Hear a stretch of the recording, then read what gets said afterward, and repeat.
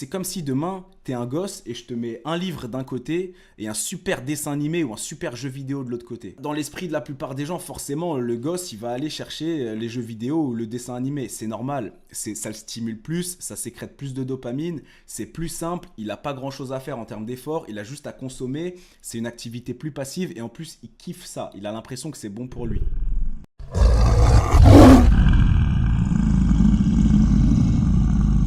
En fait, j'ai un problème, moi, personnellement, enfin, dans la vie de tous les jours, j'ai un problème de procrastination. Mhm. C'est-à-dire, par exemple, dans ma vie, je pars souvent à la salle et je révise beaucoup.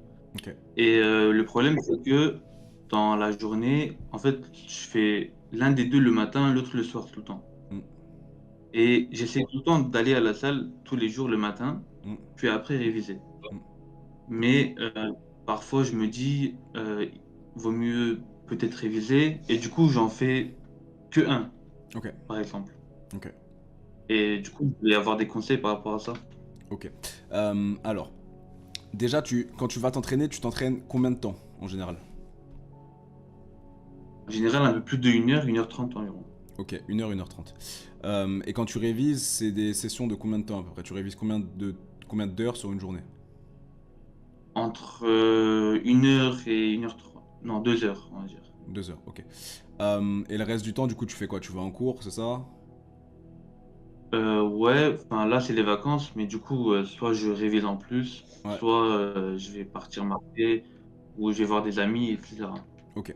Alors, là, tu me dis que l'entraînement en général, c'est 1 heure et demie, plus ou moins, et les révisions, c'est aussi plus ou moins 1 heure et demie. Donc en réalité, là, quand on regarde, on a un total de 3 heures. Ce qui, sur une journée de 24 heures, ne représente pas grand-chose. Ok. Admettons, sur les 24 heures, tu en dors 8 pour prendre une nuit assez généreuse et réparatrice. Ça fait qu'au total, il va te rester 16 heures derrière. Et sur ces 16 heures, là, les activités au total dont tu me parles prennent 3 heures, et donc ça veut dire qu'il reste 13 heures à côté. En vrai de vrai, si tu es pleinement déterminé dans tes objectifs, il n'y a strictement rien, mais alors strictement rien, qui t'empêche de faire 1 heure et demie de muscu et même 5 heures de révision si tu le décides dans la journée, ou même 2 heures de muscu et 3 heures de révision derrière. Ce que j'essaie de comprendre du coup, et je vais essayer de t'amener toi à me décrire un peu comment ça se passe, comment ça se fait que ces 3 heures d'activité, quand je t'écoute parler, j'ai l'impression que c'est soit l'un soit l'autre, donc soit 1 heure et demie de l'un, soit 1 heure et demie de l'autre, et qu'après, limite, tu sais, t'as plus aucune déterre à faire quoi que ce soit qui concerne du coup l'autre sujet. En fait, c'est surtout, comment dire? En fait, l'envie n'est pas souvent là. Hmm, C'est-à-dire que, par exemple, pendant des années, je suis allé souvent, très souvent à la salle.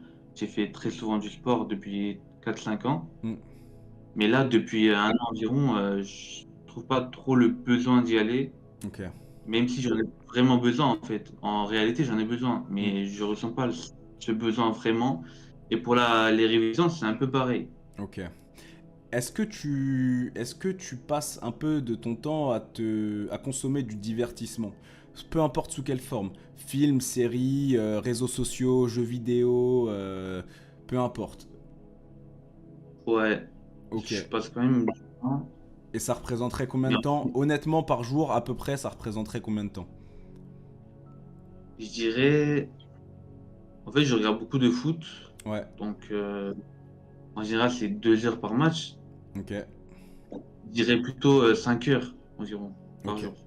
Donc tu vois, là, on est face à un mec qui, dans sa vie, a une mission, plutôt deux missions actuellement. Ce serait quand même se faire une santé et un physique en allant à l'entraînement, et aussi réussir ses examens pour lesquels il s'acharne depuis plusieurs années en révisant. Jusque-là, on est d'accord. Mais à côté de ça, ces deux activités, on se rend compte qu'elles durent à peu près 3 heures lorsque tu fais les deux. Mais tu es capable quand même, à côté de ça, de consommer 5 heures de foot ou de divertissement à côté. Donc là, moi, ce que j'entends, c'est que déjà, ton sens des priorités, il est un peu bancal. Mais pourquoi? Et ça, c'est normal, il n'y a pas que toi, il y a des milliers de personnes, et même moi, j'ai été coupable de ça à un moment. En termes d'intérêt pur, est-ce que tu sens un besoin de te motiver pour regarder un match de foot? Non, Non, tu le fais parce que tu kiffes vraiment ça. Ouais, tu Exactement. kiffes, il y a du plaisir, tu le fais, donc tu ressens aucun besoin de te motiver pour ça. Par contre, du coup, en contraste, forcément, quand tu prends regarder du foot et réviser, en termes de plaisir et de kiff, le foot, il sera largement au-dessus. Quand tu prends aller souffrir à la salle, transpirer, avoir mal, pousser jusqu'à tes limites ou regarder le foot tranquille, je peux aussi comprendre que, tu vois, le foot, c'est plus simple. Le problème, c'est quoi? T'as une mission de vie qui est d'un côté et t'as des distractions qui sont de l'autre côté. Et toi, au lieu de te dire, bon, là, je suis dans un cycle où j'ai vraiment besoin de me renforcer. Là, je me le dois à moi-même. Personne ne bâtira mon corps pour moi. Personne ne passera mes examens pour moi. Personne n'améliorera ma santé à part moi. Personne ne fera de moi un meilleur humain à part moi. À un moment de ta vie où tu es dans un cycle où tu as besoin de ton focus, le fait d'avoir des divertissements qui en plus sont des divertissements pour lesquels tu as cet amour assez facile et qui sont très attirants pour toi et vers lesquels tu vas aller naturellement, et bah toi là, au lieu de faire le choix de dire, et bah tu sais quoi, ces divertissements, dans tous les cas ils sont là, je vais les mettre de côté pour me concentrer sur ma mission principale et pour enlever justement, tu sais, ce côté tentateur du foot, et bah toi tu fais le choix de le garder, et donc le fait de le garder, t'es confronté entre est-ce que je fais ça ou est-ce que je fais ça? Mais c'est comme si demain, t'es un gosse et je te mets un livre d'un côté et un super dessin animé ou un super jeu vidéo de l'autre côté. Bah, dans l'esprit de la plupart des gens, forcément, le gosse, il va aller chercher les jeux vidéo ou le dessin animé. C'est normal, ça le stimule plus, ça sécrète plus de dopamine, c'est plus simple, il n'a pas grand-chose à faire en termes d'effort, il a juste à consommer, c'est une activité plus passive et en plus, il kiffe ça, il a l'impression que c'est bon pour lui. Mais non, le plaisir, c'est un piège. Attention, il faut bien sûr prendre du plaisir dans la vie, mais le plaisir, ça peut être un piège. Donc, ce qu'il faudrait que tu fasses, tu as deux options ici. La première option, c'est l'option classique. Tu te dis, ok, regarder un match de foot, c'est ma récompense. Mais déjà, si ma récompense dure 5 heures, alors que mon dur labeur ne dure qu'une heure et demie, il y a un problème. C'est comme si là, ouais, t'as le droit d'aller au sport pendant une heure et derrière, t'as le droit de manger pendant 6 heures. Il y a un bug. À la rigueur, tu ferais 6 heures de sport, tu mangerais pendant une heure, ce serait déjà plus logique. Normalement, l'effort est censé être quand même plus conséquent que le temps de récompense, en toute logique. Là, toi, c'est l'inverse. La récompense est beaucoup plus conséquente que l'effort fourni. Donc, soit ta première option, c'est de te dire, ok, j'arrête de me prendre pour un con, j'arrête vraiment de procrastiner. D'abord, je fais tout ce que j'ai à faire. Je vais m'entraîner 1 heure et demie. Derrière, je vais réviser 2 heures, 3 heures. Et parce que j'ai fait ça, je vais m'accorder un match de foot derrière, mais un seul. Et je m'accorderai plus de regarder des matchs de foot si d'abord, moi, dans mon esprit, j'ai pas fait ce que je devais faire en priorité. Tu dois avoir ta liste de priorités.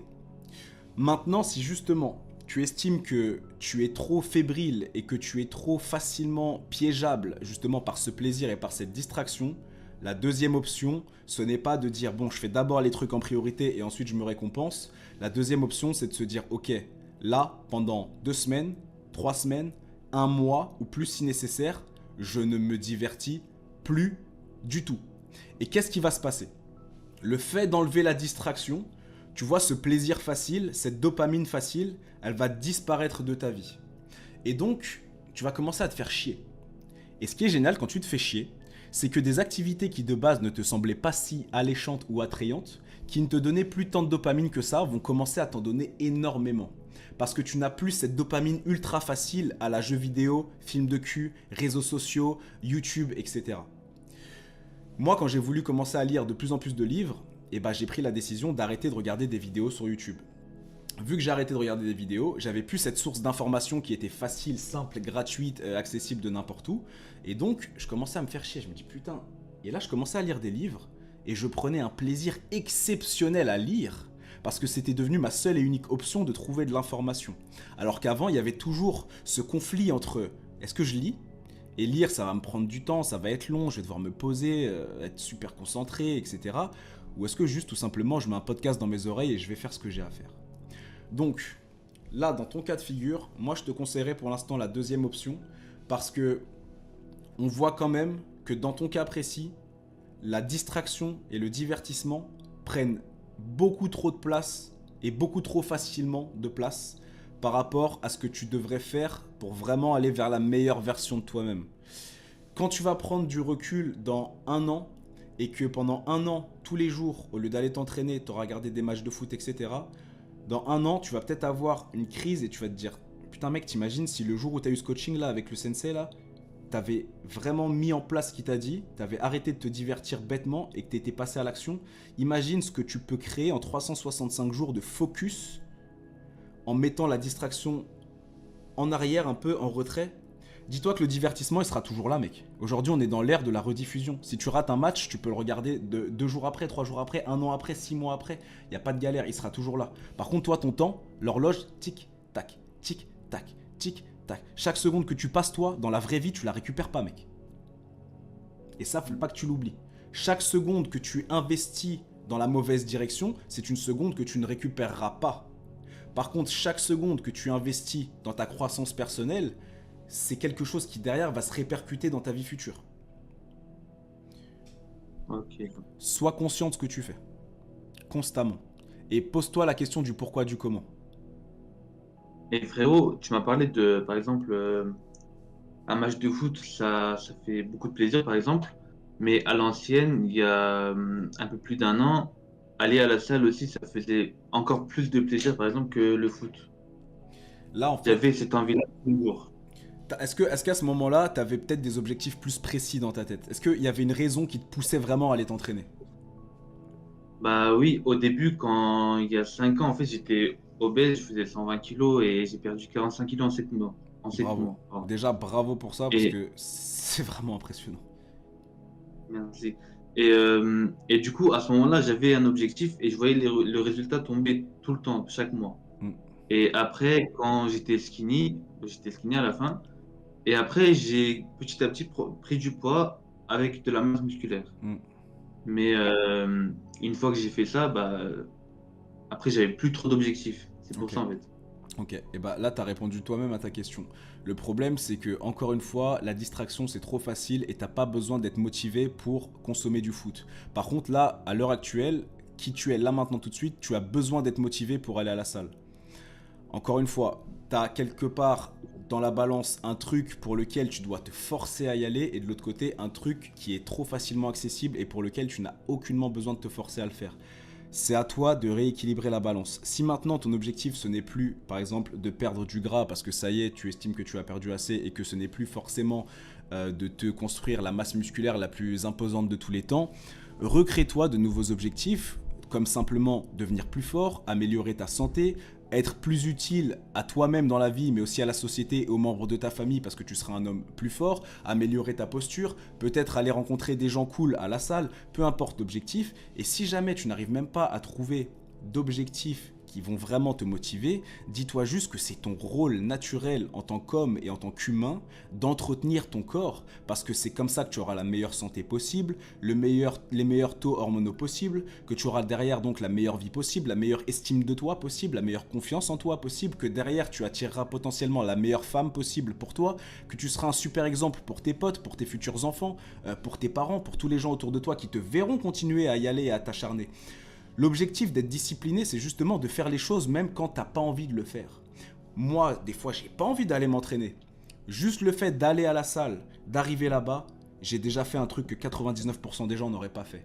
Et juste le fait de rentrer dans la salle, je me dis, ouais mec, toi t'es pas un putain de bouffon.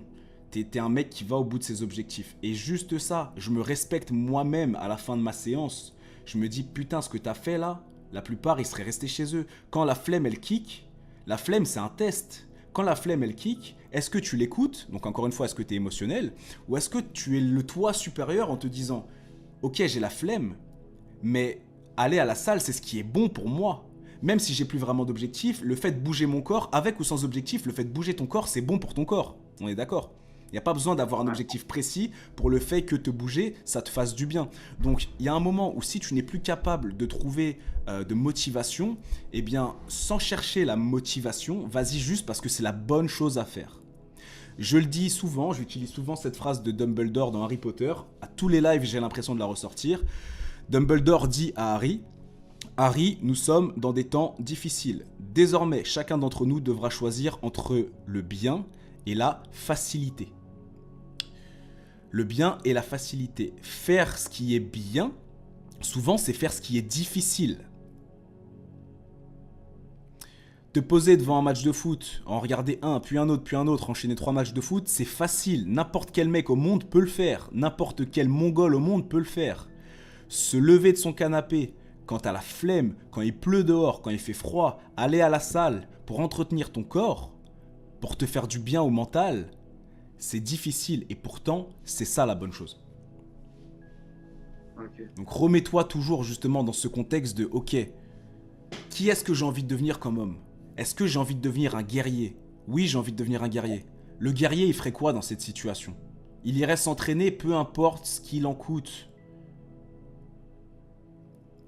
Rappelle-toi, mec, Ok. si tu te prends vraiment en main, que tu prends les meilleurs choix, tu verras que tu seras beaucoup plus fier de toi derrière. Quand tu as enchaîné un match de foot ou deux, est-ce que tu ressens de la fierté? Non. T'as pris du plaisir sur l'instant présent, mais c'est un plaisir qui en plus est complètement éphémère parce que dès que le match est fini, limite tu te retrouves, bon bah je fais quoi maintenant? J'en remets un, je fais quoi? Y a pas de fierté, Ouais. t'as rien accompli. Alors que de l'autre côté, quand t'as révisé, quand t'as ouvert tes livres, quand t'es parti marcher en nature, quand t'as fait tout ça, là tu retrouves vraiment de la fierté pour toi. Et si jamais, et ça je le répète tout le temps, si jamais la salle c'est devenu une activité physique qui te fait chier, mec, des activités physiques, il y en a plein.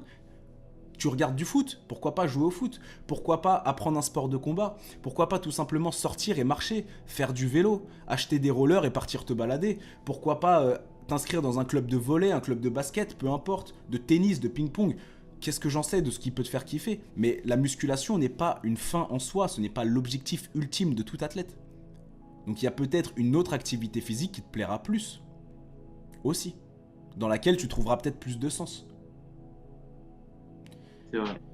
Et développe aussi d'autres hobbies, c'est-à-dire que si dans ta tête c'est soit le sport, soit les révisions, soit regarder le foot, alors peut-être que tu manques aussi d'intérêt pour d'autres choses.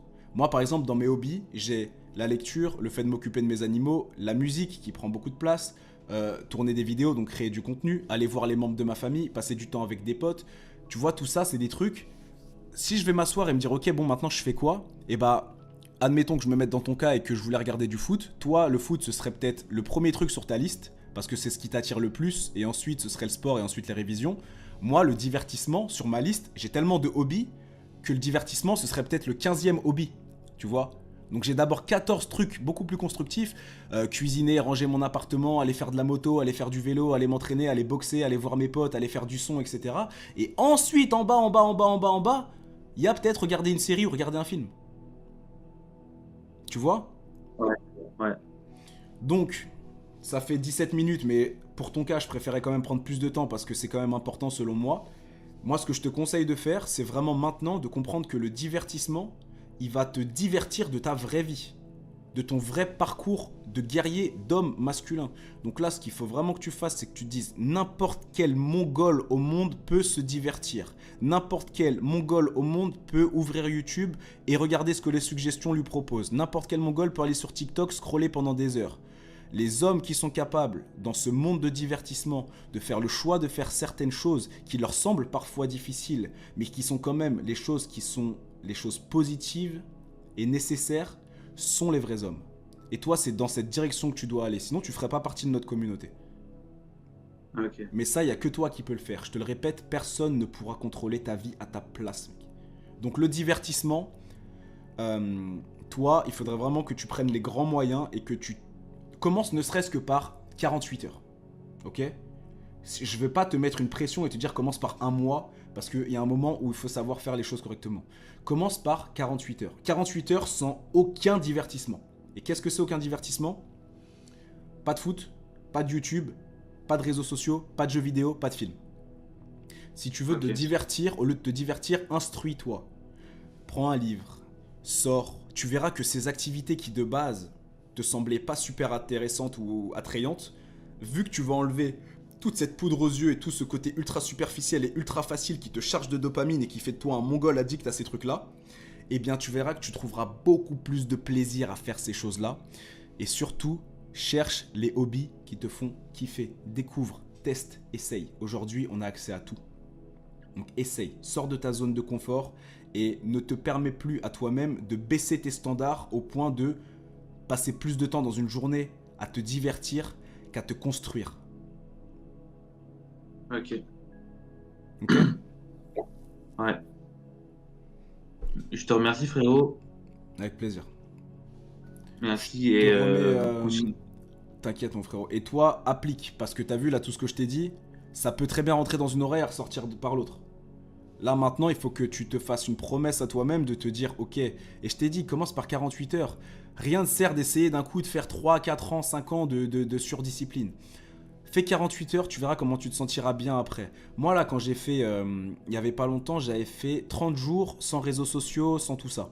Et bah au bout de 30 jours, j'ai voulu re-regarder un film, j'ai lancé le film, au bout de 10 minutes, je me suis dit mais qu'est-ce que je suis en train de foutre? J'ai dit mais pourquoi je regarde ça? Et en fait, j'avais tellement perdu l'habitude de me divertir que j'avais l'impression de perdre du temps et j'avais conscience que je perdais mon temps. Et bah j'ai tout de suite fermé ce putain de film, je suis sorti, j'ai pris un bouquin, je suis parti lire dehors avec mon chien et je me suis posé. Et je me suis dit waouh. Et donc en fait, bah, ma période de 30 jours, elle s'est transformée en 60, puis 90, puis 120. Ok, je vois. Ok? Donc Ok, j'ai commencé par 48 heures. voilà. Chaque Et, jour est un jour nouveau. Au moment présent, ne te divertis pas et tu verras que tu trouveras du plaisir dans des choses qui jusqu'ici te semblaient presque chiantes. ok. N'oublions pas que l'ennui, c'est une force. Et aujourd'hui, les forces justement du négatif dans ce monde utilisent notre ennui et nous bombardent d'options. Ah, tu te fais chier? Bah regarde Netflix. Tu te fais chier? Viens sur TikTok. Tu te fais chier? Va sur Pornhub. Tu te fais chier? Prends un abonnement OnlyFans. Tu te fais chier? Fais ça, fais ça, fais ça. Non, justement. Tu te fais chier? Super, c'est bien. Maintenant, ennuie-toi. Réfléchis. Laisse ton imagination prendre le dessus. Au lieu d'aller prendre des options qui sont servies sur un plateau, qui sont gratuites et qui sont disponibles partout et que n'importe quel idiot pourrait faire, utilise ton imagination, ta créativité quand tu t'ennuies et réfléchis à ce qui serait bon pour toi. Et fais des choses constructives. Il est doué. Il est vraiment très doué, Kylian Sensei.